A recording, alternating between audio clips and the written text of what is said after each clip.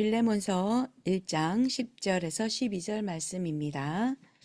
갇힌 중에서 낳은 아들 오네시모를 위하여 내게 간구하노라. 그가 전에는 네게 무익하였으나 이제는 나와 네게 유익함으로 네게 그를 돌려보내노니 그는 내 신복이라. 아멘. 사도 바울이 전도자로 다메섹에서 그리스도를 만난 이후에 전도자가 되었던 그 사도 바울이 이제는 이 복음을 전하다가 감옥에 갇히게 되고요.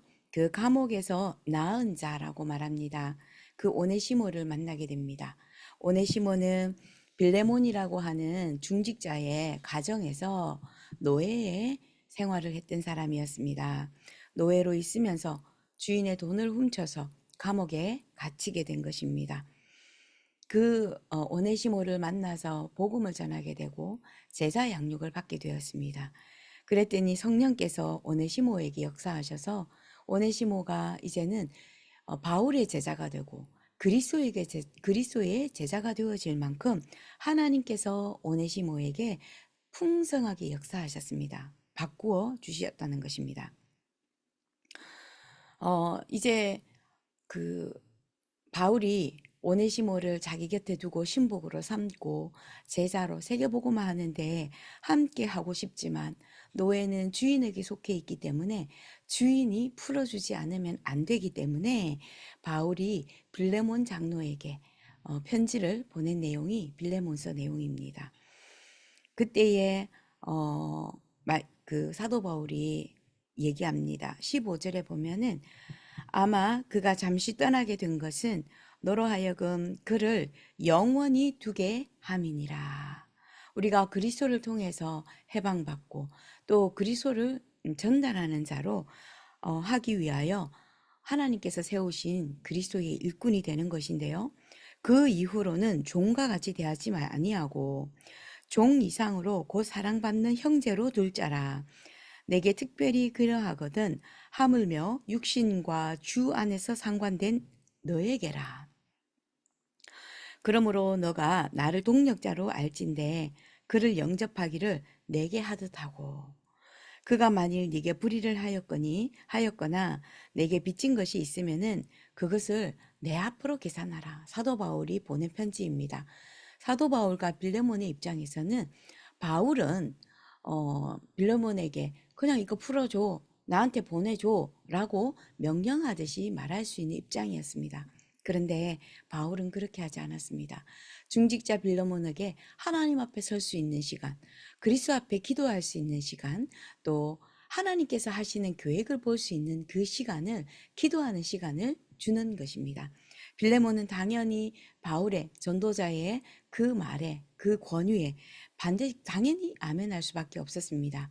왜냐하면 빌레몬은 그리스도를 체험한 중직자였기 때문이죠. 바울이 만난 그리스도는 어떤 그리스도입니까?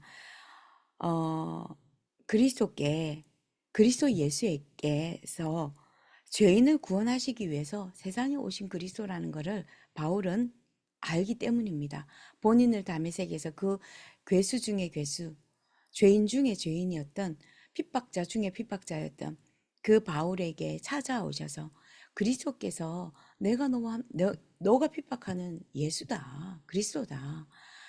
그 바울은 그리스도 앞에 무릎 꿇게 되고 또 함께하면서 계속해서 바울이 이 구원을 전 세계에 전달하기 위해서 하나님께서 바울을 세우신 것입니다. 그래서 이 바울을 만난 그리스도는 바울을 치유하셨고요. 빌레몬을 치유하셨고요. 오네시모를 치유하셨습니다. 이 세 명의 모델을 통해서 우리는 그리스도를 만나면 어떤 치유가 일어나는지, 최고의 치유자이신 그리스도는 어떤 치유를 하셨는지 짧게 또 저희가 기도 제목으로 붙잡아야겠습니다.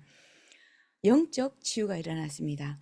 예수 그리스도를 믿고 영접하는 자는 하나님의 자녀가 되는 권세를 주셨다고 하셨고요. 사망에서 생명으로 옮기셨다고 하셨습니다. 너희 아비 마귀에게서 났으니라고 말씀하셨는데 이제는 더 이상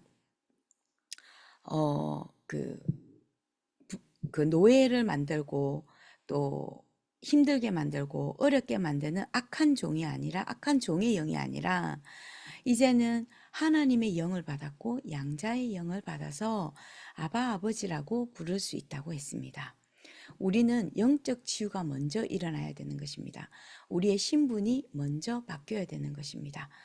두 번째로 마음이 치유되어진다고 했습니다. 수고하고 무거운 짐진 자들아 다 내게로 오라. 내가 너희를 쉬게 하리라. 막힌 자, 또 낙심된 자, 또 힘든 자, 외로운 자, 그런 마음이 오늘 있다면 우리에게 그리스도께서 찾아오셔서 구원해 주셨고 함께 하시고 우리의 마음에 참 평안을 주신다고 하신 그 그리스도를 만나야겠습니다. 그래서 우리에게 참된 마음, 참된 평안함을 우리 마음에 허락하여 주셔서 수고하고 무거운 모든 짐이 그리스도께 다 이양되어지고 우리는 그리스도께서 주시는 참된 평안을 누리는 마음 치유를 주시는 그리스도를 누려야겠습니다.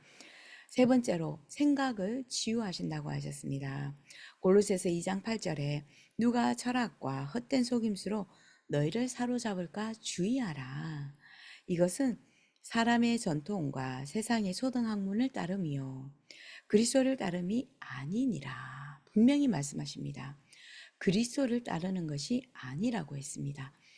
조금 석박사의 공부를 조금 해보면서 느낀 게 하나님 떠난 인간, 창세기 3장 하나님을 떠난 인간이 받을 수밖에 없는 영적 저주, 고통, 재앙, 그 저주가 어떤 것인지 우리는 성경을 통해서 알게 되었습니다.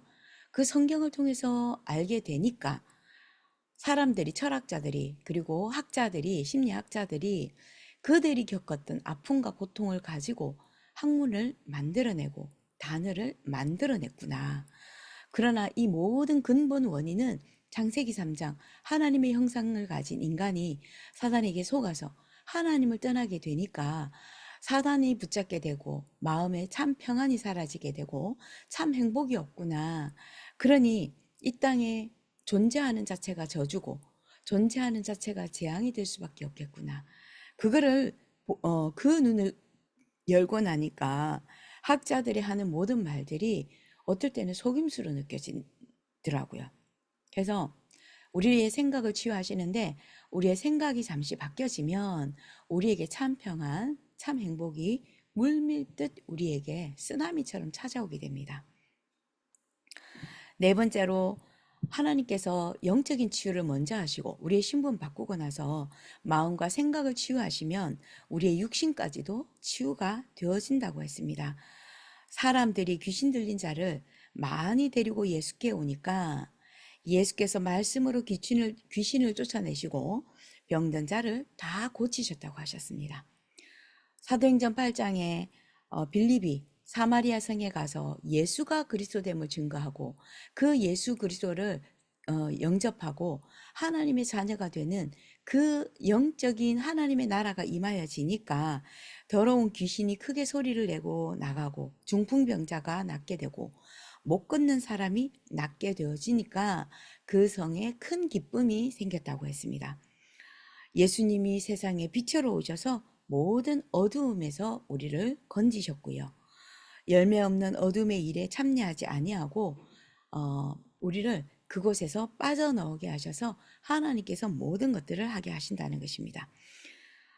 다시 한 번 더 우리가 붙잡아야 될 내용입니다. 반드시 하나님의 자녀가 되어지는 영적 치유, 그리고 영적 치유가 되어지고 나면 우리의 마음과 생각을 지키시는 그 그리스도로 충만해지면 치유가 되어지고 우리의 육신마저도 치유가 된다라고 성경에서 말씀하십니다. 오늘 그리스도의 증인이었던 빌레몬과 또 오네시모와 바울을 통해서 역사하셨던 그리스도를 마음껏 누리는 오늘 하루 그리고 한 주간 그리고 새로 시작하는 한 해가 되어야겠습니다. 다시 한 번 더 우리에게 주신 그리스도를 배우는 시간, 또 그리스도를 누리는 시간, 그리스도를 확인하는 시간, 그 시간이 오늘 내게 주어진 작은 아픔이요, 작은 슬픔이요, 작은 외로움이고 고통이라는 것입니다.